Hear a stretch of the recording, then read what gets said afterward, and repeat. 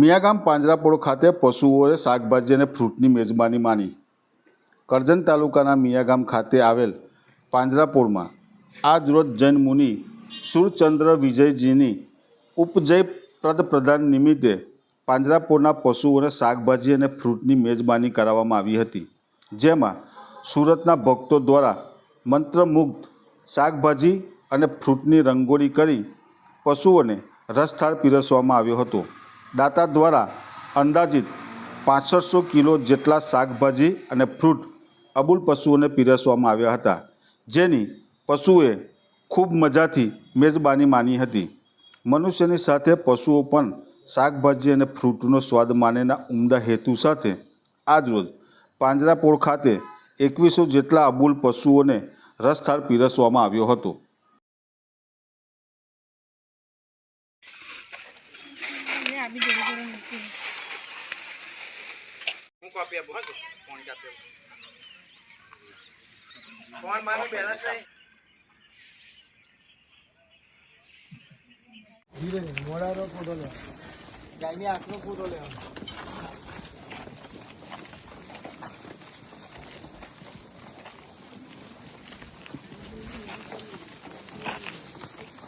પ્રણામ।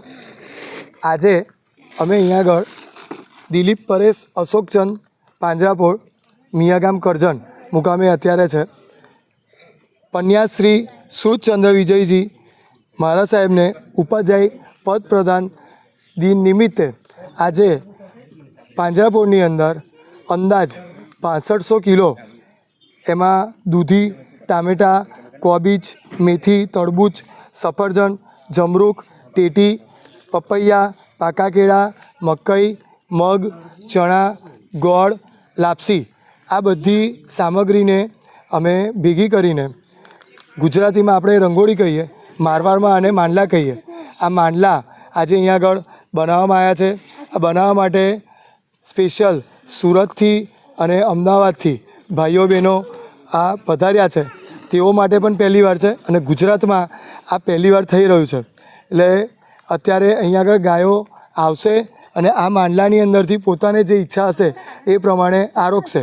એ પ્રમાણેનો આ કોન્સેપ્ટ ગુજરાતમાં પહેલીવાર છે અને એમાં પણ આપણા કરજણ મિયાગામની પાંજરાપોળમાં આ પહેલીવાર થવા જઈ રહ્યો છે અને એના અમે સાક્ષી છે।